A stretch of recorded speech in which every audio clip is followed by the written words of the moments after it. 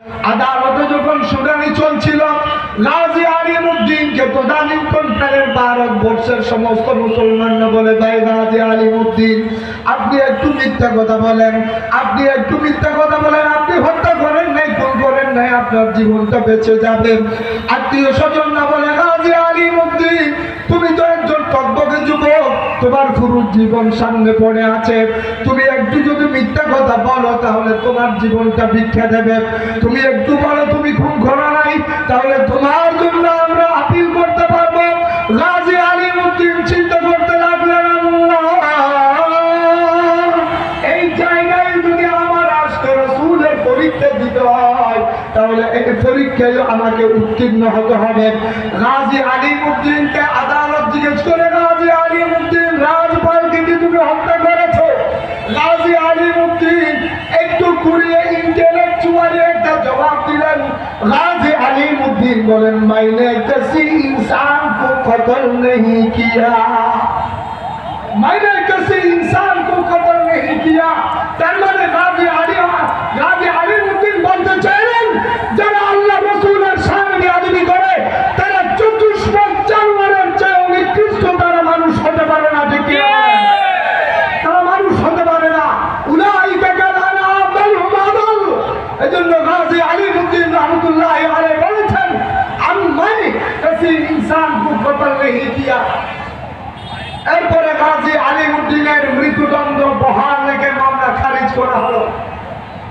গাজী আলিমউদ্দিন রহমাতুল্লাহি আলাইহি কারাগারের যে ঘরের ভেতরে গাজী আলিমউদ্দিন অবস্থান করতেন, ওই কুটুরির পাহারাদারের নাম হলো গাজী ইমামউদ্দিন। গাজী ইমামউদ্দিন সকালবেলায় একদিন এসে দেখে গাজী আলিমউদ্দিনের চেহারা পূর্ণিমার চাঁদের মতো চকচক করে, ঝলঝল করে। ইমামউদ্দিন জিজ্ঞেস করে, ভাই গাজী আলিমউদ্দিন, একদিন পর তোমার ফাঁসি, তোমার চেহারা তো কালো থাকার কথা, তোমার মনে এত হাসি কেন, তোমার চেহারায় এত উজ্জ্বলতা কেন? গাজী আলিমউদ্দিন রহমাতুল্লাহি আলাইহি বলে, ভাই আজকে আমি পৃথিবীর সবচেয়ে বেশি খুশি, কারণ গত রাত স্বপ্ন যুগে আমার কাছে জলিলুল কদর পয়গম্বর মূসা আলাইহিস সালাম আমার কাছে এসেছিলেন। আল্লাহু আকবার। মূসা আলাইহিস সালাম আমার কাছে এসেছিলেন। মূসা আলাইহিস সালাম আমাকে বললেন, ও ভাই গাজী আলিমউদ্দিন, তোমার কপাল অনেক বড়, তোমার সৌভাগ্য অনেক বড়, তোমার তো বড় সৌভাগ্যবান।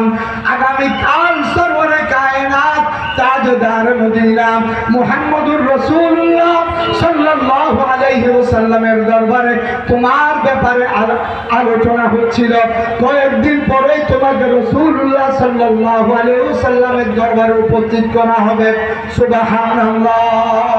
31 অক্টোবর 1839 সাল রোজ বৃহস্পতিবার সকালবেলা গাজী আলিমউদ্দিনের ফাঁসি হবে। রাতের বেলায় গাজী আলিমউদ্দিন কারাগারের ভেতরে অবস্থানরত অবস্থায় ইমামউদ্দিন হঠাৎ খেয়াল করলেন গাজী আলিমউদ্দিন কাদের সাথে জানি কথা বলতেছে। গাজী ইমামউদ্দিন গিয়ে দেখে আলিমউদ্দিন ছাড়া ওইখানে কেউ নাই। আলিমউদ্দিনকে জিজ্ঞেস করা হলো, ভাই তুমি কার সাথে কথা বলছিলাম? আলিমউদ্দিন বলে, না ভাই, আমি তো কারোর সাথে কথা বলি নাই, আমি তো কারোর সাথে কথা বলি নাই। ইমামউদ্দিন চলে আসলেন। গাজী আলিমউদ্দিন আসে রাত 3টার দিকে। আবার এই পাহারাদার, এই কারাগারের পাহারাদার আবার গাজী আলিমউদ্দিনের এই অন্ধকার কুঠুরিতে চেক করতে আসলেন। দেখলেন গাজী আলিমউদ্দিন ওই কুঠুরির ভেতরে নাই, কুঠুরি শূন্য। অন্তরাত্মা কাঁপিয়ে উঠল পাহারাদারের।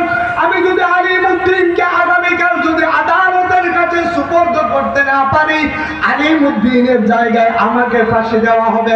হাও মাও করে কান্না করে ফজরের নামাজের আগে আবার আসলো গাজী আলিমউদ্দিনের অন্ধকার এই কুঠুরি চেক করার জন্য।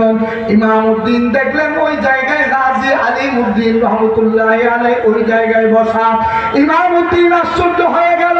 আলিমউদ্দিনকে জিজ্ঞেস করে, ভাই তুমি রাতে কোথায় গিয়েছিলে? আলিমউদ্দিন বলে, আমি তো কোথাও যাই নাই।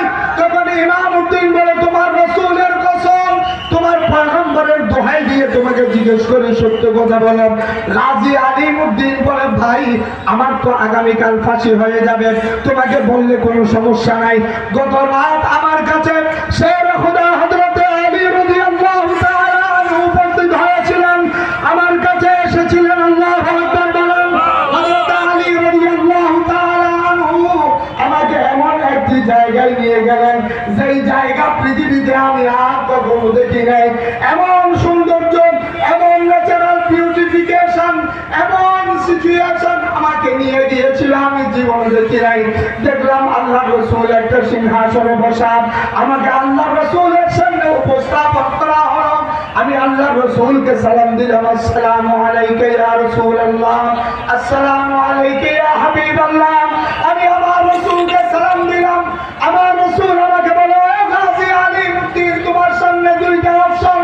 তুমি যদি মুক্তি চাও, এখান থেকে তোমাকে মুক্তি দেওয়া হবে, কারাগারে তোমাকে আর দিয়ে আসা হবে না।